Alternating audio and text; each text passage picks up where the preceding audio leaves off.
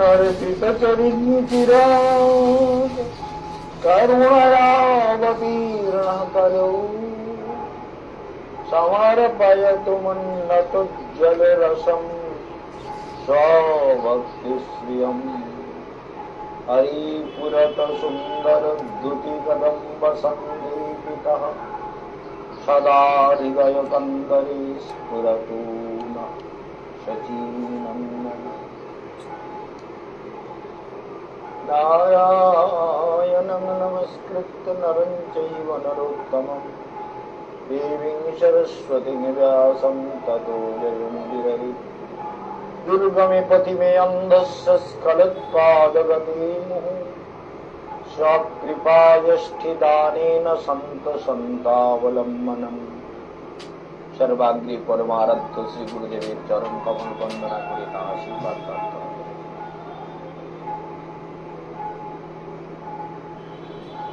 तत्परे विद्वज्जन वैष्णव बृंद स्नेहमयी करुणामयी वात्सल्यमयी मातृशक्ति सबाइके जानाई आमार हार्दिक अभिवादन।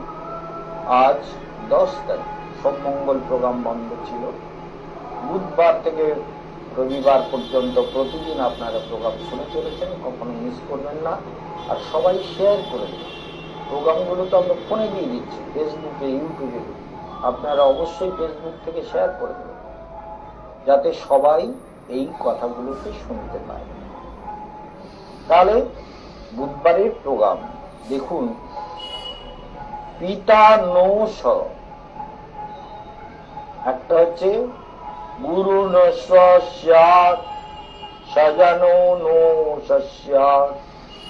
পিতা নৌষ, সেই পিতা পিতা নয়।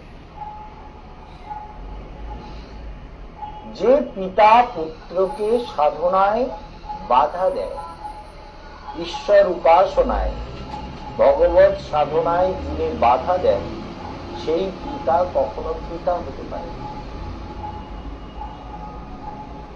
দেখুন, একটা ছোট্ট কথা মনে রাখবেন, সেই সে পরম বন্ধু, সেই পিতা মাতা, শ্রীকৃষ্ণ চরণে যেই প্রেম ভক্তি দাতা, সেই সে পরম বন্ধু, সেই পিতা মাতা, শ্রীকৃষ্ণ চরণে যেই প্রেম ভক্তি দাতা। পিতার সার্থকতা কোথায়? পুত্রকে যখন সাধনায় প্রেরণ করে, প্রেরিত করে, উৎসাহিত করে। ভগবত ভজন করবার যে পিতা প্রেরণা দেয়, তিনি পিতা, তিনি বন্ধু, তিনি প্রকৃত আপন। পিতা যদি পুত্রকে সাধনার পথে না গিয়ে দেওয়ার হলো, ও সব ছাড়ো, জানো জিন্দগিটা বারো। সেই সে পরম বন্ধু, সেই পিতা মাতা, শ্রীকৃষ্ণ চরণে যেই প্রেম ভক্তি দাতা। সকল জনমে পিতা মাতা সবে পায়, গুরু কৃষ্ণ নাহি মিলে ভজ হিয়ায়। কি বললেন? আরে কুকুর হও, আর বাঁদর হও, আর শুয়োর হও, আর ইঁদুর হও, আর কাক হও, আর কুমির হও, আর বাঘ হও, আর হরিণ হও, সব জন্মে তো পিতা মাতা আছি। পিতা না হলে মাতৃগর্ভে সন্তান তৈরি হবে না। সে কুকুরের গর্ভ হোক, আর মানুষের গর্ভ হোক, আর বাঘের গর্ভ হোক। তাহলে পিতা, তাহলে সকল জন্মে, সব জন্মে পিতা মাতা মেলে। সকল জন্মে পিতা মাতা সবে পায়। আর মায়েরা কিভাবে সেবা করে এটাও তো আপনারা দেখেছেন না? আমরা তো, আমি তো এই বাগবাজারে থাকি, তো ওখানে দেখি কাকগুলো তাদের যে বাচ্চা ডিম পাড়ে, সেই ডিম থেকে যখন বাচ্চা বেরোয়, বাপরে, সেই বাচ্চাকে ফোটাবার জন্য কাক বাসা ছেড়ে কিছুতেই যাবে না। দেখবেন আপনারা, খাওয়া বন্ধ, কোন রকম পালানো বন্ধ, নাহলে ডিমগুলো তো চিড়ে খেয়ে যাবে। চিড়গুলো সবসময় ঘুরে বেড়াচ্ছে, কোথায় কোথায় কাকের বাসা আছে ওরা ঠিক ঘুরে বেড়াচ্ছে। সেই জন্য কাক বাসা ছেড়ে একবারও যাচ্ছে না। আর যখন বাচ্চা বেরোচ্ছে তাকে ছেড়ে যাওয়া উপায় নেই। হট করে কোথাও গেল, তাড়াতাড়ি খাবার নিয়ে না হলে ঠিক এসে বাচ্চাটাকে নিয়ে চলে যাচ্ছে। মনে রাখবেন, তাহলে মা মুখে করে খাওয়া নিয়ে বাচ্চাটা কি কি করছে, আর মা এসে তার মুখে খাওয়া দিচ্ছে। অজাত বৎসা, তার তো এখনো ডানা হয়নি, উঠতে পারে না, তাই মা তাকে এনে খাওয়াচ্ছে।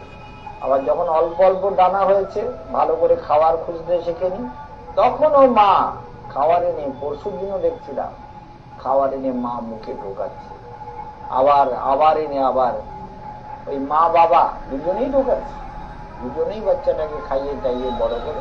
আর বাচ্চা সব বড় হয়ে যেই স্বতন্ত্র হয়ে গেল, মানুষ কিন্তু ছাড়বে না। ওরে বাবা, কাজ ছেড়ে দিয়েছে, বাচ্চা বড় হয়ে গেল, ঠিক আছে, যাও খাও দাও, তুমি তোমার মতো ঘুরে বেড়াও, কাজ তো ছেড়ে দাও। কিন্তু মানুষ, মানুষ সব থেকে বেশি মোহগ্রস্ত। আমি চিন্তা করিয়ে দিল, আপনারা তো করেন না, আপনারা বুদ্ধিমান লোক না, আমি তো মূর্খ লোক, বোঝেন না, আমার মাথায় সব করে। আচ্ছা, এই কাকগুলো বাচ্চাকে বেশ যত্ন টত্ন করে খাইয়ে দাইয়ে বড় করে দেওয়ার পরে ওই কাকের সঙ্গে তো আর ওই বাচ্চা থাকে না। সে বাচ্চা বড় হয়ে গেল, সে উঠতে শিখলো, খেতে শিখলো, চড়ে খেতে শিখলো, খাবার জোগাড় করতে শিখলো, সে তার মতন চলে গেল, তার ঘর সংসার, তার জীবন, তার চিন্তা ভাবনা, সে তার মতো স্বতন্ত্র ভাবে ঘুরতে লাগলো। মানুষ বলবে, হ্যাঁ আমি খাওয়ালাম, 9 মাস 9 দিন পেটে ধরলাম, এত কিছু করলাম, আমারে দেখবে না, আমার ছেলেটা বউ নিয়ে পাগল হয়ে গেল, আমারে দেখলো না। বউ নিয়ে থাকবে না তো কি নিয়ে থাকবে, তোমার নিয়ে থাকবে, মুখ্য কোথাকার। কাকগুলো তো তাই করে, তার একদম মা বাবা খাইয়ে দিয়ে বড় করে দেয়, তারপরে সে যখন বড় হয় সে তার সংসার, তার মতো সে তার সাজা। মানুষের এত ইচ্ছে না, মানুষ তার কর্তব্য করবে আর শুধু আশা করবে। ওরে আশা বসে ভ্রমিয়ে তাদের কি সুখ জীবন। আরে আমাদের থেকে তো কাক, অন্য অন্য জীবগুলো অনেক ভালো, পাখিগুলো অনেক ভালো, বকগুলো অনেক ভালো, এসব দেখছেন না? তারা বড় হয়ে গেলে যে যার পথে যে যা চলে যাচ্ছে। সে ওই মানিক জোড়ের বাচ্চা হোক, আর বগের বাচ্চা হোক, আর জঙ্গলি পাখির বাচ্চা হোক, আর বাঘের বাচ্চা হোক, আর হরিণের বাচ্চা হোক, বড় হয়ে গেল সে তার মতো। মানুষ সব থেকে বেশি মোহ করায় আমার বাবা, এটা তোমার বুক, আমারও দেখি তোমার বুক, আমার ছেলে, আমার নাতি নাতনি, সন্তান, ঘর পরিজন, পরিবেশী, টাকা পয়সা, ব্যাংক ব্যালেন্স সব আমার। কোথায় যাবেন আপনি? এই জন্য মনে রাখবেন, আশা বসে ভ্রমিয়ে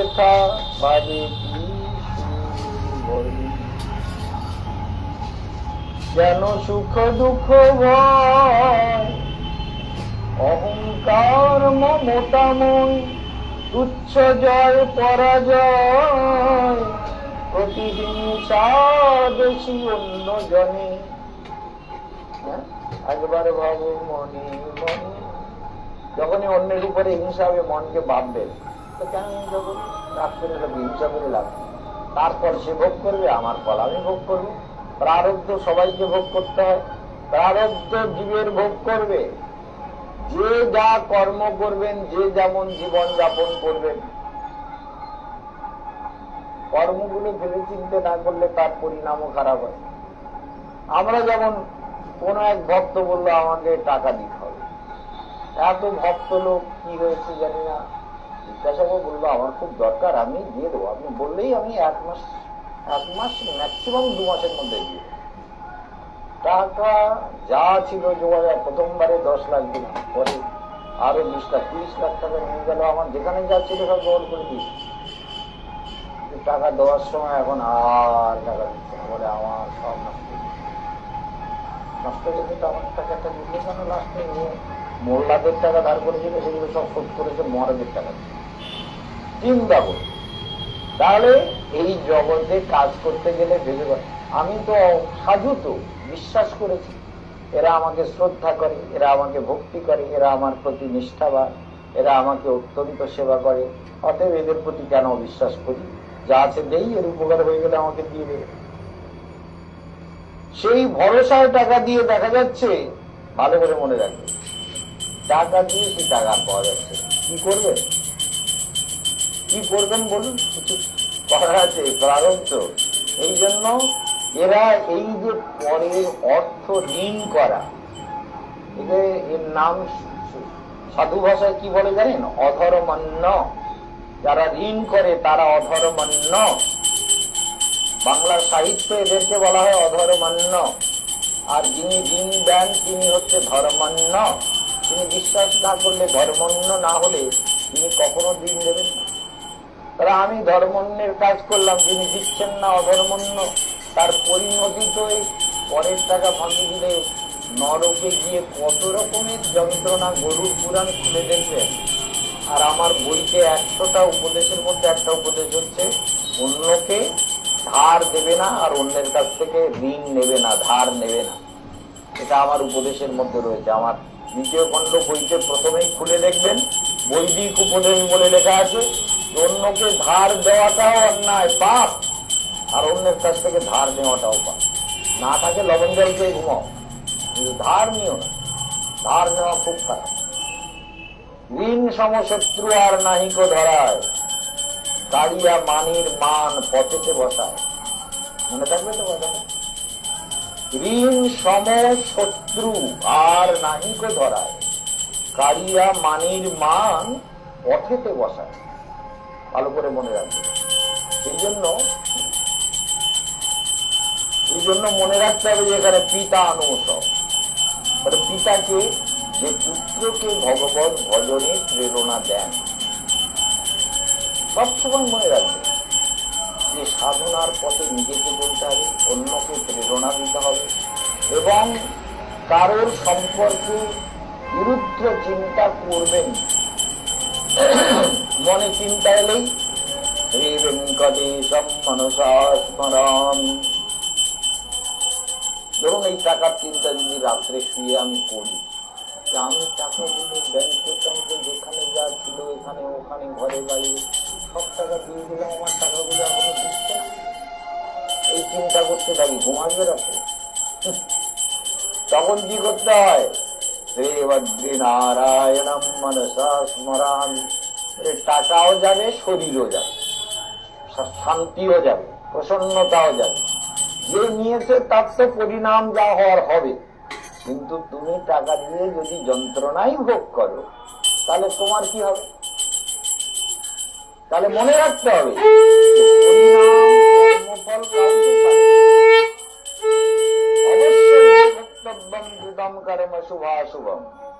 তাহলে দুশ্চিন্তা করা, ওই টাকাটা আমার দেওয়া উচিত ছিল না, ওটা আমার অন্যায় কর্ম হয়েছে।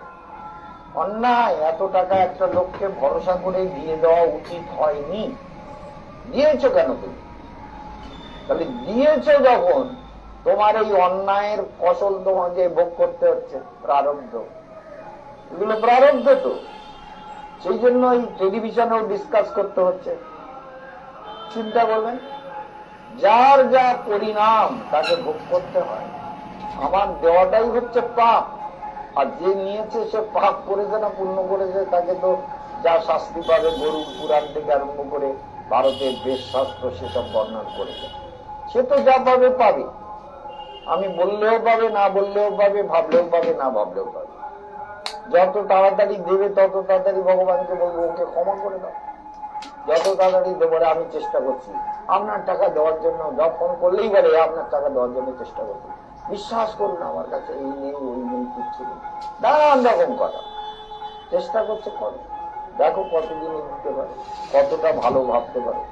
বলে আমি জানুয়ারি 2025 জানুয়ারির দিকে গিয়ে আপনার টাকা এখন একটু একটু দেবো, জানুয়ারির দিকে গিয়ে আমি কিছু একটা বিক্রি করবো ঠিক করেছি, তা আপনার টাকা দিব। দেওয়া ভালো, না দেবে তো মনে রাখো মহারাজের কিচ্ছু হবে। মহারাজকে ভগবান কোনো না কোনো দিন দিয়ে পূরণ করে, কিন্তু তোমার পরিণাম তুমি ভেবে রেখো। এই জন্য দৈবং পিতা নোষ, প্রহ্লাদ মহারাজ দেখুন, হিরণ্যকশিপু প্রহ্লাদ মহারাজকে কতভাবে অত্যাচার করছেন। প্রহ্লাদ মহারাজ তো ধ্যানে ডুবে থাকেন, নিরন্তর নারায়ণের ধ্যান করেন, সবাসনে শুয়ে ধ্যান করেন, শুয়ে অত মন্ত্র জপ। আমাদের আশ্রমের লোকে এই শুয়ে আছিস, টিভি ফোন না দেখে ধ্যান কর, মন্ত্র জপ কর, বলে শুয়ে শুয়ে কত মন্ত্র জপ কর। আপনি শুধু সবসময় আমাদের বকেন মন্ত্র জপ কর, ধ্যান কর, কত জপ কর, কত সময়। আর চোখ বন্ধ করলে ভেতরে যে আনন্দ পাবে তার তো সবসময় ধ্যান করতে ইচ্ছে করবে, সবসময় মন্ত্র জপ করতে ইচ্ছে করবে। আর ভেতরে আনন্দ না পেলে কি হবে? তখন বলবে ওই মোবাইলটা দেখে কি হচ্ছে, বাঁদরে কেমন লাফাচ্ছে, কুকুরে কেমন দৌড়চ্ছে, কুকুরগুলো কেমন বাচ্চা দিয়ে গরুর বাটে দুধ খাচ্ছে, বাচ্চা ছোট বাচ্চা, মানুষের বাচ্চা গরুর 2 পার মাঝখান দিয়ে গরু বাটে দুধ খাচ্ছে, বাচ্চাগুলো বাঁদরের সঙ্গে উঠেছে, ওইগুলো দেখি। কিন্তু ভেতরে যে ভগবান আত্মা চেতনা, সেগুলো দেখবে না। সেগুলো কতক্ষণ দেখবো, এগুলো কতক্ষণ দেখবো, ঘন্টার পর ঘন্টা দেখে যাচ্ছে। স্বভাব স্বভাব ছাড়িতে নারে দেবের শপথ।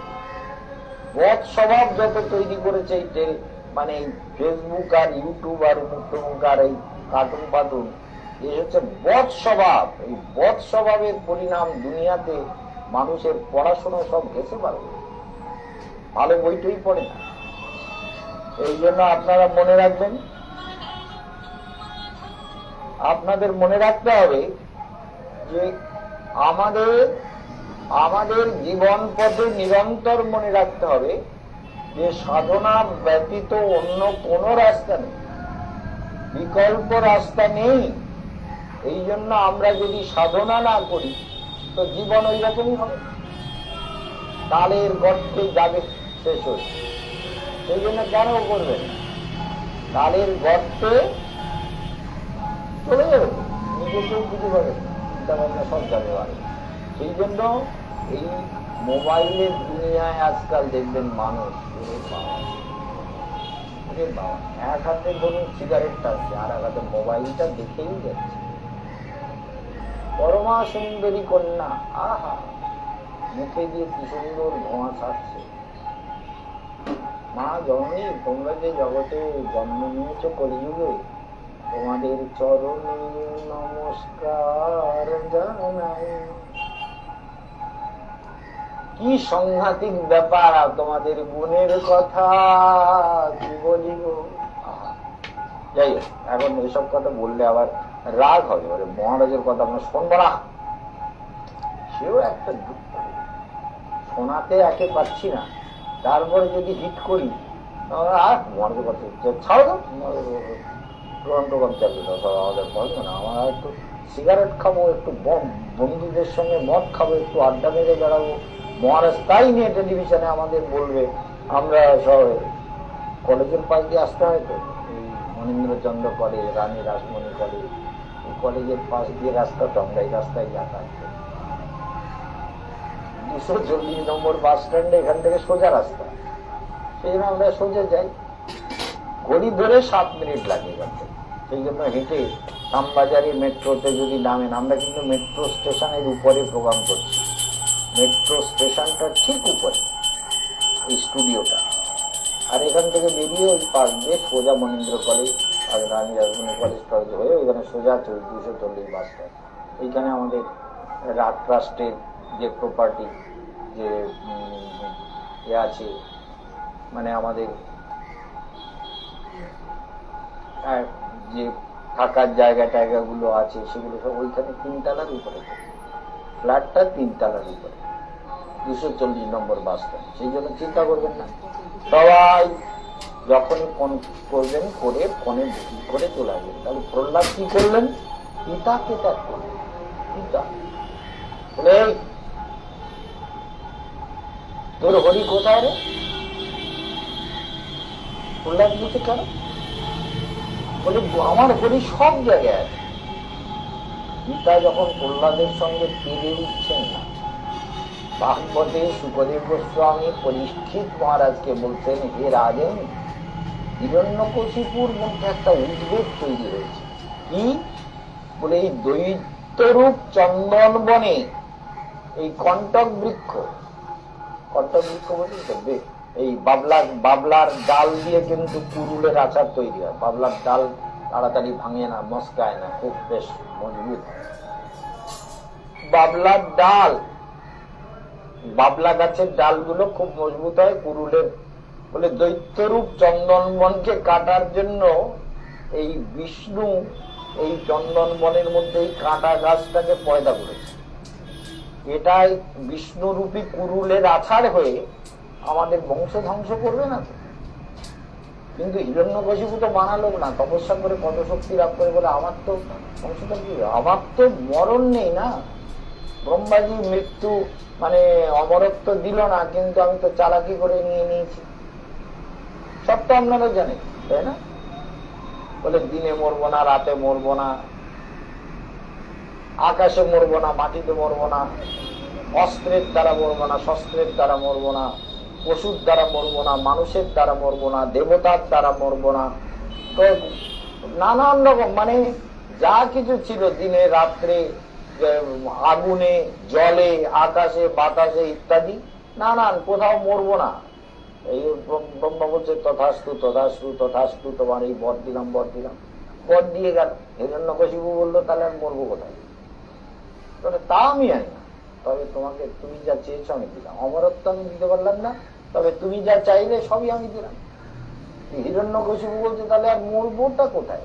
দেবতার মারতে পারবে না, অসুর, যক্ষ, রক্ষ, গন্ধর্ব, কিন্নর, মানুষ, ভূত, প্রেত, পিশাচ, দিন রাত ইত্যাদি ইত্যাদি, কেউ যদি কোন সময় যদি আমার মৃত্যু হয়, না দিনে না রাতে, ভগবানের জন্য নৃসিংহদেব যখন প্রহ্লাদ বলছে, বলে যদি সরবত্র, প্রহ্লাদকে নানান রকম চেষ্টা করলেন।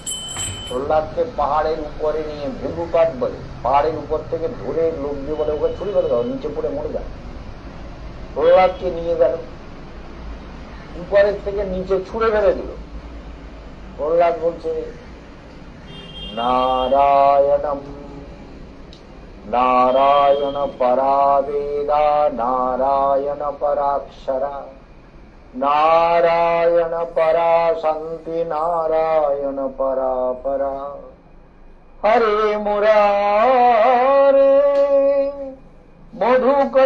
মধুকৈটবারে গোপাল গোবিন্দ মুকুন্দ সৌরে জগদীশ নারায়ণ কৃষ্ণ বিষ্ণু নিরাশ্রয় মাম জগদীশ রক্ষ নিরাশ্রয় মাম নিরাশ্রয় মাম নিরাশ্রয় মাম জগদীশ রক্ষ।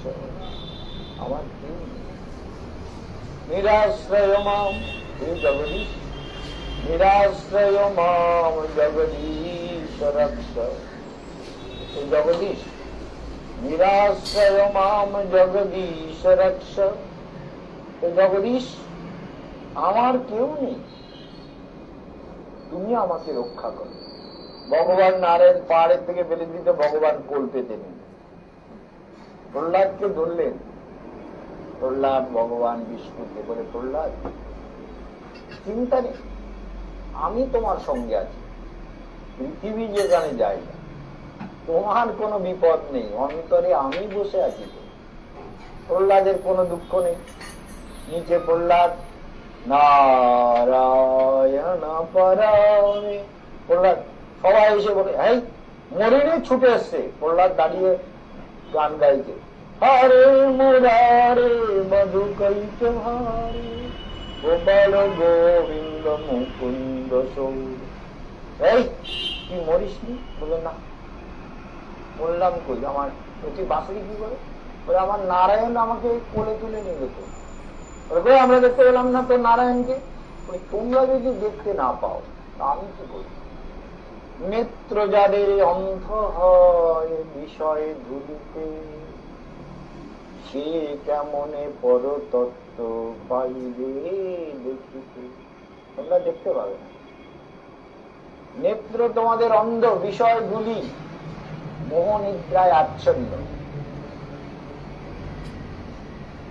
সর্বত্র কৃষ্ণের রূপ করে ঝলমল, দর্শন করে যার আঁখি নিরমল। প্রহ্লাদের কোনো ভয়, এই তোর ভয় করে না?